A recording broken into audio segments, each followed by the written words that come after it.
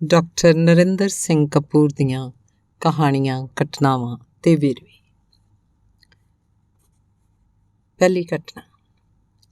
ਬਾਹਰ ਮੀਂਹ ਪੈ ਰਿਹਾ ਸੀ। ਅੰਦਰ ਰਾਗੀ ਗਾ ਰਹੇ ਸਨ। ਪਿੱਛੇ ਪਿੱਛੇ ਸੰਗਤ ਗਾ ਰਹੀ ਸੀ। ਉਹੀ ਸ਼ਬਦ ਮੁੜ ਮੁੜ ਵਾਪਸ ਆ ਰਹੇ ਸਨ, ਮੁੜ ਮੁੜ ਗਾਏ ਜਾ ਰਹੇ ਸਨ। ਇੱਕ ਲੈਅ ਬੱਝ ਗਈ ਸੀ। ਮੀਂਹ ਦੀ ਆਵਾਜ਼ ਵੀ ਕੀਰਤਨ ਦਾ ਭਾਗ ਬਣ ਗਈ ਸੀ। ਬਹੁਤੇ ਅੱਖਾਂ ਬੰਦ ਕਰਕੇ ਲੋਕ ਪਰਲੋਕ ਦਾ ਆਨੰਦ ਮਾਣ ਰਹੇ ਸਨ।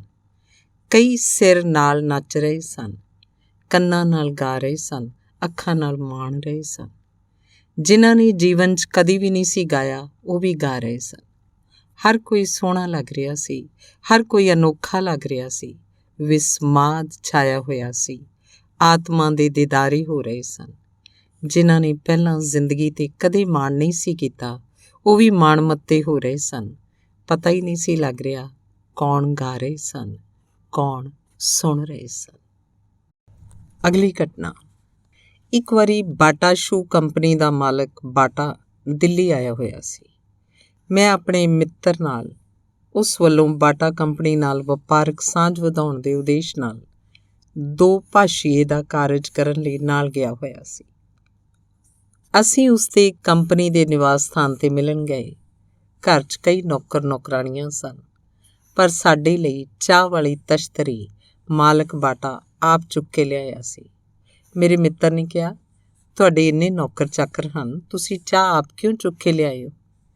ਬਾਟਾ ਨੇ ਮੈਨੂੰ ਜ਼ਿੰਦਗੀ ਭਰ ਨਾ ਭੁੱਲਣ ਵਾਲਾ ਸਬਕ ਸਿਖਾਇਆ। ਉਸਨੇ ਕਿਹਾ, ਤੁਸੀਂ ਮੇਰੇ ਨੌਕਰਾਂ ਦੇ ਨਹੀਂ, ਮੇਰੇ ਮਹਿਮਾਨ। ਅਗਲੀ ਘਟਨਾ। ਵਚਸਪਤੀ ਮਿਸ਼ਰ ਇੱਕ ਰਿਸ਼ੀ ਸਨ, ਜਿਨ੍ਹਾਂ ਨੇ ਵੇਦਾਂਤ ਦੇ ਇੱਕ ਪ੍ਰਸਿੱਧ ਗ੍ਰੰਥ ਦੀ ਰਚਨਾ ਕੀਤੀ ਹੈ, ਜਿਸ ਦੀ ਰਚਨਾ 'ਚ ਉਹਨਾਂ ਦਾ ਸਾਰਾ ਜੀਵਨ ਤੇ ਸਾਰੀ ਊਰਜਾ ਲੱਗ ਗਈ ਸੀ। ਜਦੋਂ ਉਹਨਾਂ ਦਾ ਵਿਆਹ ਹੋਇਆ, ਉਦੋਂ ਉਹਨਾਂ ਦਾ ਧਿਆਨ ਅਸਮਾਨ ਵੱਲ ਸੀ। ਉਹਨਾਂ ਨੇ ਆਪਣੀ ਪਤਨੀ ਦਾ ਕਦੇ ਚੇਤਾ ਹੀ ਨਾ ਆਇਆ, ਜਦੋਂ ਕਿ ਪਤਨੀ ਆਂਢ ਗੁਆਂਢ ਵਿਚਲੇ ਘਰਾਂ 'ਚ ਕੰਮ ਕਰਕੇ ਘਰ ਦਾ ਗੁਜ਼ਾਰਾ ਚਲਾਉਂਦੀ ਰਹੀ। ਜਿਸ ਸ਼ਾਮ ਨੂੰ ਗ੍ਰੰਥ ਮੁਕੰਮਲ ਹੋਇਆ, ਉਸ ਸ਼ਾਮ ਨੂੰ ਰਿਸ਼ੀ ਨੇ ਵੇਖਿਆ ਕਿ 2 ਹੱਥਾਂ ਨੇ ਵੱਧ ਕੇ ਝੁੱਗੀ ਵਿਚਲਾ ਦੀਵਾ ਜਗਾਇਆ ਸੀ। ਰਿਸ਼ੀ ਨੇ ਵੇਖਿਆ ਕਿ ਉਹ ਇੱਕ ਇਸਤਰੀ ਦੇ ਹੱਥ ਸਨ। ਪੁੱਛਣ 'ਤੇ ਜਦੋਂ ਉਸ ਇਸਤਰੀ ਨੇ ਆਪਣੇ ਆਪ ਨੂੰ ਉਹਨਾਂ ਦੀ ਪਤਨੀ ਦੱਸਿਆ, ਤਾਂ ਰਿਸ਼ੀ ਨੂੰ ਹੈਰਾਨੀ ਹੋਈ। ਪਤਨੀ ਨੇ ਦੱਸਿਆ, ਵਿਆਹ ਵੇਲੇ ਤੁਹਾਡਾ ਧਿਆਨ ਸਿਤਾਰਿਆਂ ਦੇ ਉੱਚੇ ਮੰਡਲਾਂ ਵੱਲ ਸੀ। ਮੇਰੇ ਮਾਪਿਆਂ ਨੇ ਮੈਨੂੰ ਤੁਹਾਡੇ ਪ੍ਰਤੀ ਅਰਪਣ ਕਰ ਦਿੱਤਾ ਸੀ। ਰਿਸ਼ੀ ਨੇ ਪਤਨੀ ਨੂੰ ਪੁੱਛਿਆ, ਕੋਈ ਇੱਛਾ ਹੈ? ਪਤਨੀ ਨੇ ਕਿਹਾ, ਮੇਰੀ ਇੱਛਾ ਸੀ ਕਿ ਸਾਡੀ ਸੰਤਾਨ ਹੋਵੇ ਤੇ ਸੰਸਾਰ 'ਚ ਸਾਡੀ ਕੋਈ ਨਿਸ਼ਾਨੀ ਜਾਂ ਸਾਡਾ ਨਾਂ ਹੋਵੇ। ਰਿਸ਼ੀ ਨੇ ਕਿਹਾ, ਸੰਤਾਨ ਤਾਂ ਹੁਣ ਸੰਭਵ ਨਹੀਂ, ਪਰ ਸੰਸਾਰ 'ਚ ਨਿਸ਼ਾਨੀ ਤੇ ਨਾਂ ਹੋਣ ਦੀ ਇੱਛਾ ਪੂਰੀ ਕੀਤੀ ਜਾ ਸਕਦੀ ਹੈ। ਰਿਸ਼ੀ ਨੇ ਪੁੱਛਿਆ, ਤੇਰਾ ਨਾਮ ਕੀ ਹੈ? ਪਤਨੀ ਨੇ ਆਪਣਾ ਨਾਮ ਭਾਮਤੀ ਦੱਸਿਆ ਤੇ ਰਿਸ਼ੀ ਨੇ ਕਲਮ ਨਾਲ ਗ੍ਰੰਥ ਦੇ ਮੁੱਖ ਪੰਨੇ 'ਤੇ ਗ੍ਰੰਥ ਦਾ ਨਾਂ ਭਾਮਤੀ ਲਿਖ ਦਿੱਤਾ ਤੇ ਭਾਮਤੀ ਨੂੰ ਅਮਰ ਕਰ ਦਿੱਤਾ। ਸੈਂਕੜੇ ਸਾਲਾਂ ਉਪਰੰਤ ਹੁਣ ਵੀ ਭਾਮਤੀ ਵੇਦਾਂਤ ਦਾ ਇੱਕ ਵੱਡਾ ਤੇ ਸਤਿਕਾਰਯੋਗ ਗ੍ਰੰਥ ਮੰਨਿਆ ਜਾਂਦਾ ਹੈ। ਅਗਲੀ ਕਹਾਣੀ। ਇੱਕ ਇਸਤਰੀ ਨੇ ਆਪਣੇ ਪਤੀ ਨੂੰ ਦੱਸਿਆ ਕਿ ਮੈਨੂੰ ਚਿੰਤਾ ਲੱਗੀ ਹੋਈ ਹੈ ਕਿ ਮੇਰਾ ਭਰਾ ਸੰਨਿਆਸ ਲੈਣ ਦੀਆਂ ਗੱਲਾਂ ਕਰਦਾ ਰਹਿੰਦਾ ਹੈ ਤੇ ਉਹ ਸੰਨਿਆਸ ਲੈਣ ਵਾਸਤੇ ਸਭ ਕੁਝ ਤਿਆਗਣ ਦੀ ਤਿਆਰੀ ਕਰ ਰਿਹਾ ਹੈ। ਪਤੀ ਨੇ ਕਿਹਾ, ਚਿੰਤਾ ਨਾ ਕਰਿਆ ਕਰ, ਕੁਝ ਨਹੀਂ ਵਾਪਰੇਗਾ। ਸੰਨਿਆਸ ਤਿਆਰੀ ਕਰਕੇ ਨਹੀਂ ਲਏ ਜਾਂਦੇ।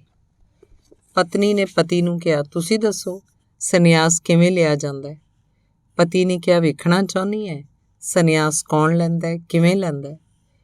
ਪਤੀ ਨੇ ਉਸੇ ਵੇਲੇ ਆਪਣੇ ਕੱਪੜੇ ਤਿਆਗ ਦਿੱਤੇ, ਲੰਗੋਟ ਬੰਨ੍ਹ ਲਿਆ ਤੇ ਕਿਹਾ, ਤੂੰ ਤੇ ਹੋਰ ਸਾਰੀਆਂ ਇਸਤਰੀਆਂ ਮੇਰੀਆਂ ਮਾਵਾਂ ਹੋ। ਤੇ ਉਸੇ ਪਲ ਉਹ ਸੰਨਿਆਸੀ ਬਣ ਕੇ ਚਲਾ ਗਿਆ, ਸੰਨਿਆਸੀਆਂ ਵਾਂਗ ਸਦਾ ਵਾਸਤੇ। ਅਗਲੀ ਘਟਨਾ। ਦੂਜੇ ਵਿਸ਼ਵ ਯੁੱਧ ਵਿੱਚ ਚਰਚਿਲ ਰੇਡੀਓ ਸਟੇਸ਼ਨ 'ਤੇ ਭਾਸ਼ਣ ਰਿਕਾਰਡ ਕਰਵਾ ਕੇ ਸਟੂਡੀਓ 'ਚੋਂ ਨਿਕਲਿਆ ਤਾਂ ਉਹਨੇ ਇੱਕ ਟੈਕਸੀ ਵਾਲੇ ਨੂੰ ਬੁਲਾਇਆ। ਸੁਰੱਖਿਆ ਕਾਰਨਾਂ ਕਰਕੇ ਚਰਚਿਲ ਇੱਕ ਆਮ ਵਿਅਕਤੀ ਬਣਿਆ ਹੋਇਆ ਸੀ। ਟੈਕਸੀ ਵਾਲੇ ਨੇ ਕਿਹਾ, ਮੈਂ ਨਹੀਂ ਜਾ ਸਕਦਾ। 1 ਘੰਟੇ ਵਿੱਚ ਰੇਡੀਓ ਤੋਂ ਪ੍ਰਧਾਨ ਮੰਤਰੀ ਚਰਚਿਲ ਦਾ ਘਰ ਜਾ ਕੇ ਭਾਸ਼ਣ ਸੁਣਨਾ ਹੈ। ਚਰਚਿਲ ਬੜਾ ਪ੍ਰਸੰਨ ਹੋਇਆ ਤੇ ਟੈਕਸੀ ਵਾਲੇ ਨੂੰ 10 ਪਾਉਂਡ ਦਾ ਨੋਟ ਇਨਾਮ ਦਿੱਤਾ। ਦੂਜੇ ਵਿਸ਼ਵ ਯੁੱਧ ਦੌਰਾਨ 10 ਪਾਉਂਡ ਬੜੀ ਵੱਡੀ ਰਕਮ ਸੀ। ਇੰਨਾ ਵੱਡਾ ਇਨਾਮ ਮਿਲਣ ਤੇ ਟੈਕਸੀ ਵਾਲੇ ਨੇ ਸੋਚਿਆ, ਗਾਹਕ ਚੰਗਾ ਹੈ, ਜਾਣਾ ਵੀ ਦੂਰ ਹੈ, ਚੰਗੇ ਪੈਸੇ ਬਣਨਗੇ। ਸੋ ਉਸਨੇ ਕਿਹਾ, ਨਰਕ 'ਚ ਸੁੱਟੋ ਚਰਚਿਲ ਨੂੰ, ਆਓ ਬੈਠੋ। ਇਹ ਪੈਸੇ ਦੀ ਤਾਕਤ ਸੀ। ਅਗਲੀ ਕਹਾਣੀ। ਇੱਕ ਕੀੜੀ ਦੇ ਮਨ ਵਿੱਚ ਹਾਥੀ ਦੀ ਮਹਿਮਾਨ ਬਣ ਕੇ ਉਸ ਦੇ ਕੰਨ 'ਚ ਰਹਿਣ ਦੀ ਇੱਛਾ ਜਾਗੀ। ਕੀੜੀ ਨੇ ਹਾਥੀ ਨੂੰ ਨੋਟਿਸ ਭੇਜਿਆ ਕਿ ਤੁਹਾਡੇ ਕੰਨ 'ਚ ਰਹਿਣਾ ਚਾਹੁੰਦੀ ਹਾਂ, ਕੋਈ ਇਤਰਾਜ਼ ਹੋਵੇ ਤਾਂ ਦੱਸ ਦਿਓ। ਜੇ ਇੱਕ ਹਫ਼ਤਾ ਕੋਈ ਜਵਾਬ ਨਾ ਆਇਆ ਤਾਂ ਸਮਝ ਲਿਆ ਜਾਏਗਾ ਕਿ ਕੋਈ ਇਤਰਾਜ਼ ਨਹੀਂ। ਹਫ਼ਤੇ ਮਗਰੋਂ ਕੀੜੀ ਹਾਥੀ ਦੇ ਕੰਨ 'ਚ ਰਹਿਣ ਲੱਗ ਪਈ ਤੇ ਜਲਦੀ ਕੰਨ ਵਿਚਲੀ ਗਰਮੀ ਤੇ ਪਸੀਨੇ ਤੋਂ ਤੰਗ ਆ ਗਈ। ਸੋਚਿਆ ਹਾਥੀ ਕਹੇਗਾ ਪਹਿਲਾਂ ਤਾਂ ਨੋਟਿਸ ਭੇਜੀ ਜਾਂਦੀ ਸੀ, ਫਿਰ ਜਲਦੀ ਚਲੀ ਵੀ ਗਈ। ਕੁਝ ਹੋਰ ਦਿਨ ਰਹਿ ਕੇ ਫਿਰ ਨੋਟਿਸ ਭੇਜਿਆ। ਆਪਣੇ ਰਿਸ਼ਤੇਦਾਰਾਂ ਕੋਲ ਜਾਣਾ ਹੈ, ਨੋਟਿਸ ਭੇਜ ਰਹੀ ਹਾਂ, ਜੇ ਇੱਕ ਹਫ਼ਤੇ 'ਚ ਕੋਈ ਇਤਰਾਜ਼ ਨਾ ਆਇਆ ਤਾਂ ਚਲੀ ਜਾਵਾਂਗੀ। ਕੋਈ ਉੱਤਰ ਨਾ ਆਇਆ ਤੇ ਹਫ਼ਤੇ ਮਗਰੋਂ ਕੀੜੀ ਚਲੀ ਗਈ। ਵਾਸਤਵ ਵਿੱਚ ਹਾਥੀ ਨੂੰ ਨਾ ਕੀੜੀ ਦੇ ਆਉਣ ਦਾ ਪਤਾ ਲੱਗਾ, ਨਾ ਜਾਣ ਦਾ। ਹਾਥੀ ਵਰਗੇ ਸੰਸਾਰ ਨੂੰ ਤੁਹਾਡੇ ਜਨਮ ਲੈਣ ਜਾਂ ਟੁਰ ਜਾਣ ਦਾ ਕੋਈ ਚਿੱਤ ਚੇਤਾ ਨਹੀਂ। ਕੀੜੀ ਵਾਂਗ ਐਵੇਂ ਨੋਟਿਸ ਨਾ ਭੇਜੀ ਜਾਓ। ਅਗਲੀ ਘਟਨਾ। ਚਿੱਤਰਕਾਰੀ ਦੀ ਇੱਕ ਕਲਾਸ ਵਿੱਚ ਬੱਚਿਆਂ ਨੂੰ ਰੱਬ ਦਾ ਚਿੱਤਰ ਬਣਾਉਣ ਲਈ ਕਿਹਾ ਗਿਆ। ਬੱਚਿਆਂ ਨੇ ਭਾਂਤ-ਭਾਂਤ ਦੇ ਆਕਾਰਾਂ, ਸ਼ਕਲਾਂ, ਰੂਪਾਂ ਵਾਲੇ ਚਿੱਤਰ ਬਣਾਏ। ਇੱਕ ਲੜਕੀ ਨੇ ਇੱਕ ਜੰਗਲ ਦਾ, ਦਰਖਤਾਂ, ਬੂਟਿਆਂ, ਫੁੱਲਾਂ ਦਾ ਚਿੱਤਰ ਬਣਾ ਕੇ ਥੱਲੇ ਲਿਖਿਆ, ਰੱਬ ਇੱਥੇ ਰਹਿੰਦਾ ਹੈ। ਇਹ ਚਿੱਤਰ ਅਵਲ ਚੁਣਿਆ ਗਿਆ ਸੀ। ਅਗਲੀ ਘਟਨਾ। ਇੱਕ ਵਿਅਕਤੀ ਨੂੰ ਤਿਤਲੀਆਂ ਪਾਲਣ ਦਾ ਸ਼ੌਕ ਸੀ। ਜਦੋਂ ਤਿਤਲੀਆਂ ਕੋਇਆਂ ਵਿੱਚੋਂ ਨਿਕਲਣ ਲਈ ਜੱਦੋ-ਜਹਿਦ ਕਰਦੀਆਂ ਸਨ ਤਾਂ ਉਹਨਾਂ ਦੀ ਜ਼ਿੰਦਗੀ ਮੌਤ ਦੀ ਵਿਚਕਾਰਲੀ ਹਾਲਤ ਬਰਦਾਸ਼ਤ ਨਹੀਂ ਸੀ ਕਰ ਸਕਦਾ ਤੇ ਉਹ ਆਪਣੇ ਅੰਗੂਠੇ ਦੇ ਨਹੁੰ ਨਾਲ ਉਹਨਾਂ ਨੂੰ ਕੋਇਆਂ ਵਿੱਚੋਂ ਬਾਹਰ ਕੱਢ ਦਿੰਦਾ ਸੀ। ਪਰ ਉਸ ਦੇ ਅਜਿਹੇ ਸੁਖਾਵੇਂ ਯਤਨਾਂ ਨਾਲ ਪੈਦਾ ਹੋਈ ਕੋਈ ਤਿਤਲੀ ਉੱਡਦੀ ਨਹੀਂ ਸੀ। ਜੀਵਨ ਵਿੱਚ ਇਵੇਂ ਹੀ ਵਾਪਰਦਾ ਹੈ। ਜਿਨ੍ਹਾਂ ਨੇ ਆਪ ਬੜੀ ਮਿਹਨਤ ਤੇ ਜੱਦੋ-ਜਹਿਦ ਕੀਤੀ ਹੁੰਦੀ ਹੈ, ਉਹ ਸਾਰਾ ਜ਼ੋਰ ਆਪਣੇ ਧੀਆਂ ਪੁੱਤਰਾਂ ਦਾ ਰਾਹ ਪੱਧਰਾ ਕਰਨ ਤੇ ਉਹਨਾਂ ਦੇ ਜੀਵਨ ਨੂੰ ਸੁਖੀ ਬਣਾਉਣ ਤੇ ਲਾ ਦਿੰਦੇ ਹਨ। ਉਹ ਬੱਚਿਆਂ ਦਾ ਲੋੜ ਨਾਲੋਂ ਅਧਿਕ ਧਿਆਨ ਰੱਖਦੇ ਹਨ ਤੇ ਕੋਈ ਮੁਸ਼ਕਿਲ ਜਾਂ ਸਮੱਸਿਆ ਉਪਜਣ ਤੋਂ ਪਹਿਲਾਂ ਹੀ ਹੱਲ ਕਰ ਦਿੰਦੇ ਹਨ। ਅਜਿਹਾ ਕਰਦਿਆਂ ਉਹ ਆਪਣੀ ਸੰਤਾਨ ਨੂੰ ਜੱਦੋ-ਜਹਿਦ ਤੇ ਮਿਹਨਤ ਵਿੱਚੋਂ ਗੁਜ਼ਰਦਿਆਂ ਸਿੱਖੇ ਜਾਣ ਵਾਲੇ ਸਬਕ ਸਿੱਖਣ ਹੀ ਨਹੀਂ ਦਿੰਦੇ ਤੇ ਉਹਨਾਂ ਵਿੱਚ ਸਵੈ ਕਾਬੂ, ਸੰਜਮ, ਸਬਰ, ਸੰਕੋਚ, ਤਿਆਗ, ਮਿਲਵਰਤਨ ਆਦਿ ਅਜਿਹੇ ਗੁਣ ਤੇ ਸਮਝ ਉਪਜਣ ਹੀ ਨਹੀਂ ਦਿੰਦੇ, ਜਿਸ ਕਾਰਨ ਉਹਨਾਂ ਦੇ ਵਿਹਾਰ ਵਿੱਚ ਅਨੁਸ਼ਾਸਨ ਨਹੀਂ ਹੁੰਦਾ। ਇਵੇਂ ਉਹ ਆਪਣੇ ਬੱਚਿਆਂ ਨੂੰ ਇਸ ਸੰਸਾਰ 'ਚ ਸਥਾਪਿਤ ਹੋਣ ਹੀ ਨਹੀਂ ਦਿੰਦੇ। ਬੜੀ ਦੇਰ ਮਗਰੋਂ ਉਹਨਾਂ ਨੂੰ ਬੜੀ ਮਹਿੰਗੀ ਤੇ ਪਛਤਾਵੇ ਭਰੀ ਸਮਝ ਆਉਂਦੀ ਹੈ ਕਿ ਗਮਲਿਆਂ ਵਿੱਚ ਦਰਖਤ ਨਹੀਂ ਲੱਗਦੇ। ਅਗਲੀ ਘਟਨਾ। ਰੈਡੋਲਫ ਮਾਪਿਆਂ ਦਾ 22ਵਾਂ ਬੱਚਾ ਸੀ। ਵਕਤ ਤੋਂ ਪਹਿਲਾਂ ਜੰਮ ਪਿਆ ਸੀ। ਬੜਾ ਕਮਜ਼ੋਰ ਸੀ, ਪਰ ਦੌੜਾਂ ਲਾਉਣ ਦਾ ਸ਼ੌਕੀਨ ਸੀ। ਉਹ ਹਰ ਦੌੜ ਵਿੱਚ ਅਖੀਰ 'ਤੇ ਹੀ ਆਉਂਦਾ ਸੀ। ਸਾਰੇ ਮਖੌਲ ਉਡਾਉਂਦੇ ਸਨ ਅਤੇ ਛੇੜਦੇ ਸਨ ਕਿ ਪਿਛਲੇ ਪਾਸੇ ਤੋਂ ਅੱਵਲ ਆਉਂਦਾ ਹੈ। ਦੋਸਤਾਂ, ਰਿਸ਼ਤੇਦਾਰਾਂ ਨੇ ਦੌੜਨਾ ਤਿਆਗਣ ਲਈ ਕਿਹਾ, ਪਰ ਦੌੜਨ ਦੇ ਸ਼ੌਕ ਨੇ ਉਹਦੀ ਸਰੀਰਕ ਕਮਜ਼ੋਰੀ ਦੂਰ ਕਰ ਦਿੱਤੀ ਸੀ। ਉਹ ਤੰਦਰੁਸਤ ਹੋਣ ਵਾਸਤੇ ਵੀ ਦੌੜਨਾ ਪਸੰਦ ਕਰਦਾ ਸੀ। ਜਿਹੜਾ ਵੀ ਉਸ ਨੂੰ ਦੌੜਨ ਦਾ ਖਹਿੜਾ ਛੱਡਣ ਲਈ ਕਹਿੰਦਾ, ਉਹਨੂੰ ਉਹ ਕਿਹਾ ਕਰਦਾ ਸੀ, ਇੱਕ ਵਾਰੀ ਅੱਵਲ ਆ ਕੇ ਦੌੜਨਾ ਤਿਆਗ ਦਿਆਂਗਾ। ਯਤਨ ਕਰਦਾ ਰਿਹਾ, ਹਿੰਮਤ ਨਹੀਂ ਹਾਰਿਆ। ਇੱਕ ਵਾਰੀ ਉਹ ਅੱਵਲ ਆ ਗਿਆ ਤੇ ਫਿਰ ਹਰੇਕ ਦੌੜ 'ਚ ਉਹ ਅੱਵਲ ਆਉਣ ਲੱਗ ਪਿਆ। ਅਜਿਹਾ ਉਸ ਰੈਡੋਲਫ ਨਾਲ ਨਹੀਂ ਸੀ ਵਾਪਰਿਆ, ਅਜਿਹਾ ਨਿਰੰਤਰ ਮਿਹਨਤ ਕਰਨ ਵਾਲੇ ਹਰ ਕਿਸੇ ਨਾਲ ਵਾਪਰ ਸਕਦਾ ਹੈ। ਅਗਲੀ ਕਹਾਣੀ। ਪੁੱਤਰ ਫਜ਼ੂਲ ਖਰਚ ਸੀ, ਅਜਿਹੀ ਉਹਦੀ ਸੰਗਤ ਸੀ। ਪਿਤਾ ਉਹਨੂੰ ਪੈਸੇ ਅਤੇ ਚੰਗੀ ਦੋਸਤੀ ਦਾ ਮਹੱਤਵ ਸਮਝਾ ਕੇ ਸਿੱਧੇ ਰਸਤੇ ਲਿਆਉਣਾ ਚਾਹੁੰਦਾ ਸੀ। ਇੱਕ ਦਿਨ ਉਸਨੇ ਆਪਣੇ ਪੁੱਤਰ ਨੂੰ ਕਿਹਾ, ਕੁਝ ਪੈਸੇ ਚਾਹੀਦੇ ਹਨ। ਪੁੱਤਰ ਨੇ ਕਿਹਾ, ਤੁਸੀਂ ਮੇਰੇ ਸੰਗੀ ਸਾਥੀਆਂ ਨੂੰ ਨਹੀਂ ਜਾਣਦੇ, ਮੈਂ ਸ਼ਾਮ ਤੱਕ 1 ਕਰੋੜ ਇਕੱਠੇ ਕਰ ਦਿਆਂਗਾ। ਪਹਿਲੇ ਦੋਸਤ ਕੋਲ ਜਾ ਕੇ ਸਮੱਸਿਆ ਦੱਸੀ। ਉਹਨੇ ਕਿਹਾ, ਜੇ ਤੂੰ 1 ਘੰਟਾ ਵੀ ਪਹਿਲਾਂ ਆ ਜਾਂਦਾ ਕੰਮ ਬਣ ਜਾਣਾ ਸੀ। ਪਿਤਾ ਜੀ ਹੁਣੇ ਪੈਸੇ ਲੈ ਕੇ ਗਏ ਹਨ। ਦੂਜੇ ਦੋਸਤ ਕੋਲ ਗਿਆ। ਉਹਨੇ ਕਿਹਾ, ਅਸੀਂ ਜ਼ਮੀਨ ਖਰੀਦੀ ਹੈ, ਅੱਜ ਰਜਿਸਟਰੀ ਕਰਾਉਣੀ ਹੈ, ਅਸੀਂ ਤਾਂ ਆਪ ਉਧਾਰੇ ਮੰਗੇ ਹੋਏ ਹੈ। ਫਿਰ ਵੀ ਜਦੋਂ ਪ੍ਰਬੰਧ ਹੋ ਗਿਆ ਮੈਂ ਆਪ ਤੇਰੇ ਘਰ ਜਾ ਕੇ ਦੇ ਆਵਾਂਗਾ। ਸ਼ਾਮ ਪੈ ਗਈ ਸੀ। ਚਾਹ ਪਾਣੀ ਸਭ ਨੇ ਪਿਲਾਇਆ, ਪਰ ਪੈਸੇ ਕਿਸੇ ਨੇ ਨਾ ਦਿੱਤੇ। ਪਿਤਾ ਨੇ ਕਿਹਾ, ਮੇਰਾ ਇੱਕ ਪੁਰਾਣਾ ਮਿੱਤਰ ਹੈ ਬੀਕਾਨੇਰ, ਉਸ ਕੋਲ ਜਾ। ਪਹੁੰਚਿਆ। ਖੜਕਾਉਣ ਦੇ ਬਾਵਜੂਦ ਦਰਵਾਜ਼ਾ ਬੰਦ ਹੀ ਰਿਹਾ। ਕੋਈ ਜਵਾਬ ਨਾ ਮਿਲਿਆ। ਬਾਰੀ 'ਚੋਂ ਕਿਸੇ ਨੇ ਵੇਖ ਲਿਆ ਸੀ। ਪੁੱਤਰ ਨੇ ਸੋਚਿਆ, ਮੇਰੇ ਦੋਸਤਾਂ ਨੇ ਪੈਸੇ ਭਾਵੇਂ ਨਹੀਂ ਦਿੱਤੇ, ਪਰ ਉਹਨਾਂ ਨੇ ਦਰਵਾਜ਼ਾ ਖੋਲ੍ਹਿਆ, ਅੰਦਰ ਤਾਂ ਬਿਠਾਇਆ, ਪਰ ਇੱਥੇ ਤਾਂ ਦਰਵਾਜ਼ਾ ਹੀ ਨਹੀਂ ਖੁੱਲ੍ਹ ਰਿਹਾ। ਉਹ ਸੋਚ ਹੀ ਰਿਹਾ ਸੀ ਕਿ ਪਿਤਾ ਦਾ ਦੋਸਤ ਬਾਹਰ ਆਇਆ, ਜਿਹਦੇ ਇੱਕ ਹੱਥ 'ਚ ਤਲਵਾਰ ਸੀ, ਦੂਜੇ ਹੱਥ ਵਿੱਚ ਥੈਲੀ। ਬੋਲਿਆ, ਮੇਰੇ ਦੋਸਤ ਨੇ ਬੜੀ ਦੂਰੋਂ ਸਵਖਤੇ ਪੁੱਤਰ ਭੇਜਿਆ ਹੈ। ਜ਼ਰੂਰ ਕੋਈ ਭੀੜ ਬਣੀ ਹੋਏਗੀ, ਜਾਂ ਸਿਰ ਚਾਹੀਦਾ ਹੋਏਗਾ, ਜਾਂ ਧਨ, ਦੋਵੇਂ ਹਾਜ਼ਰ ਹਨ। ਅਗਲੀ ਕਹਾਣੀ। ਇੱਕ ਵਿਅਕਤੀ ਟੋਏ 'ਚ ਡਿੱਗ ਪਿਆ ਸੀ। ਕੋਈ ਉਸਨੂੰ ਟੋਏ 'ਚੋਂ ਕੱਢਣ ਬਾਰੇ ਨਹੀਂ ਸੀ ਸੋਚ ਰਿਹਾ। ਸਾਰੇ ਆਪਣੀ ਆਪਣੀ ਰਾਏ ਪ੍ਰਗਟਾ ਕੇ ਜਾਈ ਜਾ ਰਹੇ ਸਨ। ਸਾਧੂ ਨੇ ਕਿਹਾ, ਪਾਪ ਦੀ ਸਜ਼ਾ ਮਿਲੀ ਹੈ। ਆਸ਼ਾਵਾਦੀ ਨੇ ਕਿਹਾ, ਮਰ ਵੀ ਸਕਦਾ ਸੀ, ਖੁਸ਼ ਹੋ ਕਿ ਜਿਉਂਦਾ ਹੈ। ਨਿਰਾਸ਼ਾਵਾਦੀ ਨੇ ਕਿਹਾ, ਨਿਕਲਣ ਦੀ ਕੋਈ ਸੰਭਾਵਨਾ ਨਹੀਂ। ਕਲਰਕ ਨੇ ਕਿਹਾ, ਮੈਨੂੰ ਹੋਰ ਬੜੇ ਕੰਮ ਹੈ। ਫਿਲਾਸਫਰ ਨੇ ਕਿਹਾ, ਕੀ ਤੈਨੂੰ ਲੱਗਦਾ ਤੂੰ ਟੋਏ ਵਿੱਚ ਹੈ? ਮਨੋਵਿਗਿਆਨੀ ਨੇ ਕਿਹਾ, ਤੂੰ ਟੋਏ 'ਚ ਹੈ ਜਾਂ ਟੋਆ ਤੇਰੇ ਆਲੇ ਦੁਆਲੇ ਹੈ? ਵਿਸ਼ਲੇਸ਼ਣ ਕਰਨ 'ਤੇ ਪਤਾ ਲੱਗੇਗਾ। ਹਮਦਰਦ ਨੇ ਕਿਹਾ, ਮੈਂ ਕੋਈ ਪ੍ਰਬੰਧ ਕਰਦਾ, ਕੋਈ ਤਰਕੀਬ ਲੜਾਉਂਦਾ।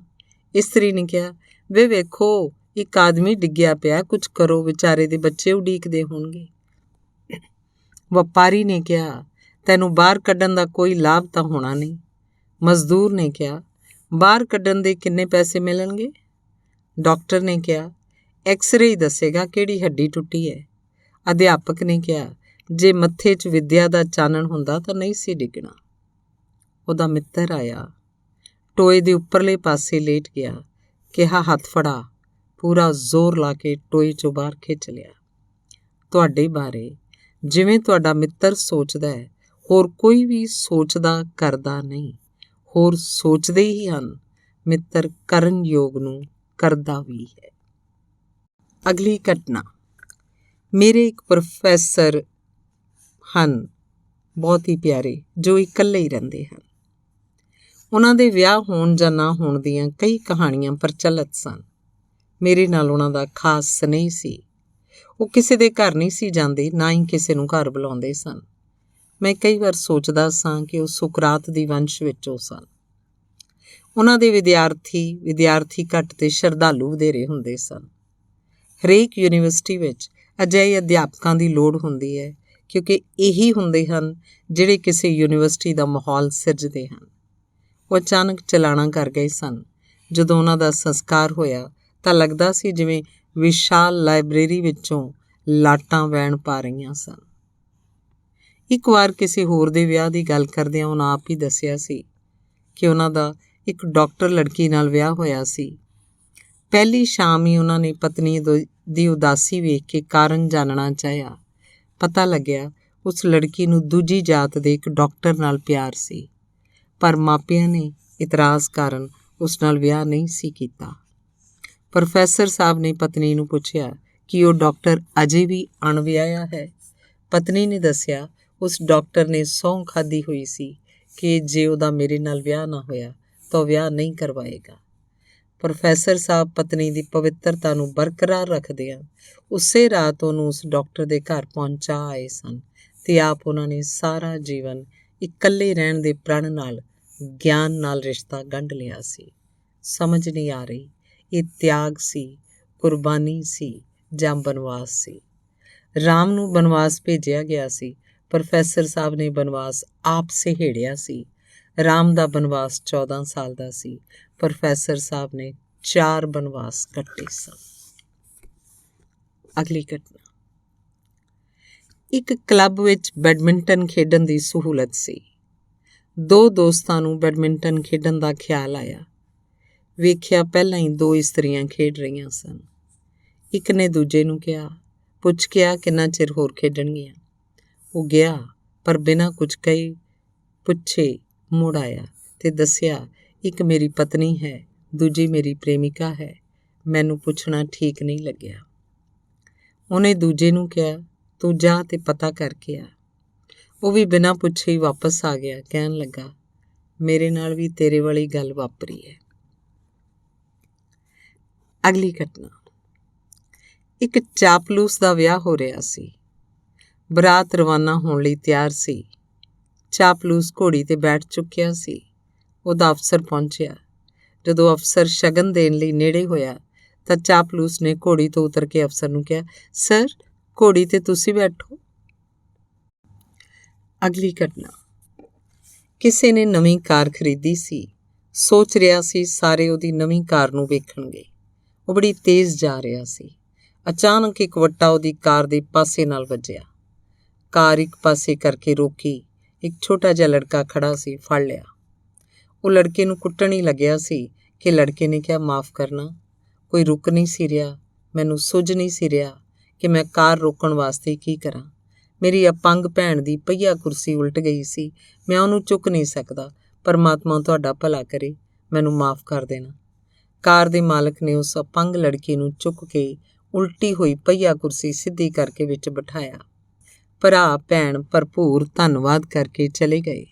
ਮਾਲਕ ਨੇ ਵੱਟਾ ਲੱਗਣ ਨਾਲ ਪਿਆ ਚਿੱਬ ਠੀਕ ਨਹੀਂ ਸੀ ਕਰਵਾਇਆ, ਕਿਉਂਕਿ ਉਹ ਚਿੱਬ ਉਹਨੂੰ ਯਾਦ ਕਰਵਾਉਂਦਾ ਸੀ ਕਿ ਜ਼ਿੰਦਗੀ ਵਿੱਚੋਂ ਇੰਨੀ ਤੇਜ਼ੀ ਨਾਲ ਨਹੀਂ ਲੰਘਣਾ ਚਾਹੀਦਾ ਕਿ ਤੁਹਾਡਾ ਧਿਆਨ ਖਿੱਚਣ ਵਾਸਤੇ ਕਿਸੇ ਨੂੰ ਵੱਟਾ ਮਾਰਨਾ ਪਏ। ਅਗਲੀ ਕਹਾਣੀ। ਇੱਕ ਵਾਰੀ ਇੱਕ ਲੜਕੀ ਨੇ ਆਪਣੀ ਮਾਂ ਨੂੰ ਕਿਹਾ, ਮੈਂ ਤੁਹਾਡੇ ਕੋਲ ਨਹੀਂ ਰਹਿਣਾ, ਮੈਂ ਤਾਂ ਆਪਣੀ ਨਾਨੀ ਕੋਲ ਰਹਾਂਗੀ। ਮਾਂ ਦੀ ਹਉਮੈ ਜ਼ਖਮੀ ਹੋਈ। ਉਹਨੂੰ ਆਪਣੇ ਆਪ ਵਿੱਚ ਘਾਟ ਨਜ਼ਰ ਆਈ। ਧੀ 'ਤੇ ਗੁੱਸਾ ਵੀ ਆਇਆ, ਪਰ ਆਪਣੀ ਧੀ ਨੂੰ ਪਰਖਣ ਲਈ ਉਹਨੇ ਸਵੈਮਾਨ ਨਾਲ ਕਿਹਾ, ਮੈਂ ਤੈਨੂੰ ਆਪਣੇ ਕੋਲ ਨਹੀਂ ਰੱਖਣਾ, ਆਪਣਾ ਸਮਾਨ ਬੰਨ੍ਹ ਤੇ ਜਾ। ਧੀ ਨੂੰ ਸਮਾਨ ਇਕੱਠਾ ਕਰਦਿਆਂ ਵੇਖ ਕੇ ਮਾਂ ਬੜੀ ਉਦਾਸ ਸੀ, ਪਰ ਉਹ ਆਪਣੀ ਜਾ ਰਹੀ ਧੀ ਨੂੰ ਵੇਖਦੀ ਰਹੀ। ਧੀ ਨੇ ਇੱਕ ਵਾਰ ਵੀ ਪਿੱਛੇ ਮੁੜ ਕੇ ਨਾ ਵੇਖਿਆ। ਆਪਣੀ ਧੀ ਤੋਂ ਬਿਨਾਂ ਮਾਂ ਬੜੀ ਉਦਾਸ, ਪਰੇਸ਼ਾਨ ਤੇ ਬੇਚੈਨ ਸੀ। ਧੀ ਬਿਨਾਂ ਆਪਣਾ ਸੱਖਣਾਪਨ ਭਰਨ ਲਈ ਉਹਨੇ ਕਈ ਉਪਰਾਲੇ ਕੀਤੇ। ਨਾਵਲ ਪੜ੍ਹਦੀ ਰਹੀ, ਟੈਲੀਵਿਜ਼ਨ ਵੇਖਦੀ ਰਹੀ, ਬਾਜ਼ਾਰ 'ਚੋਂ ਫਜ਼ੂਲ ਚੀਜ਼ਾਂ ਖਰੀਦਦੀ ਰਹੀ, ਪਰ ਧੀ ਬਿਨਾਂ ਅੰਦਰਲੇ ਖਾਲੀਪਣ ਦਾ ਅਹਿਸਾਸ ਵੱਧਦਾ ਗਿਆ। ਸੋਚਿਆ, ਜੇ ਮੁੜ ਆਈ ਤਾਂ ਮੇਰੀ ਹੈ, ਜੇ ਨਹੀਂ ਮੁੜਦੀ ਤਾਂ ਸਮਝਾਂਗੀ ਮੇਰੀ ਹੈ ਹੀ ਨਹੀਂ। ਇਸ ਉਦਾਸੀ ਤੇ ਵਿਯੋਗ 'ਚ ਕਈ ਦਿਨ ਲੰਘ ਗਏ। ਮਾਂ ਨੂੰ ਉਦੋਂ ਤੱਕ ਸ਼ਾਂਤੀ ਨਾ ਮਿਲੀ ਜਦ ਤੱਕ ਬੇਟੀ ਦਾ ਫੋਨ ਨਾ ਆਇਆ ਕਿ ਮੈਂ ਵਾਪਸ ਆਉਣਾ ਚਾਹੁੰਦੀ ਹਾਂ। ਦਿਲ ਦੇ ਰਿਸ਼ਤਿਆਂ ਦੀਆਂ ਤਾਰਾਂ ਨਹੀਂ ਹੁੰਦੀਆਂ, ਮੋਹ ਦੀਆਂ ਤੰਦਾਂ ਹੁੰਦੀਆਂ ਹਨ। ਧੰਨਵਾਦ।